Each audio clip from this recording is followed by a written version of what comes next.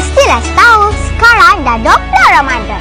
Dah nak raya kan Adelia? Awak dah beli baju raya ke belum? Mestilah dah. Kalau awak, saya pun dah beli baju raya. Awak warna apa? Saya pakai baju raya warna hijau dengan kelabu. Wow, saya satu warna je, iaitu warna biru pekat. Awak raya kat mana? Saya raya dekat Negeri Sembilan dengan Perak.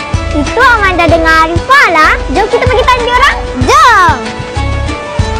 Korang! Tak lama lagi nak raya! Korang tahu tak sekarang dah berapa Ramadan? Mestilah tahu. Kalau macam tu berapa? 20 Ramadan. Korang dah beli baju raya ke belum? Mestilah dah. Amanda, awak warna apa? Saya ada 3 warna. Hari pertama saya pakai warna hijau, hari kedua saya pakai warna pink, hari ketiga saya pakai warna biru. Wah, banyaknya. Kalau awak Arifah? Baju raya saya warna merah jambu. Oh, korang balik kampung mana? Kalau saya balik kampung Melaka je. Oh, Arifah? Saya balik di KL. Oh. Diorang borak apa tu? Korang borak apa ni?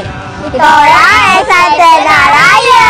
Yeay! Korang, nanti raya datang rumah saya tau. InsyaAllah. Saya rasa saya tak boleh datang lah sebab saya masa tu ada kat kampung. Saya pun ada dekat kampung. Tapi mungkin saya boleh sebab saya raya kat Melaka je. Korang nanti jemput datang rumah saya tau. Raya kan cuti seminggu. Betul.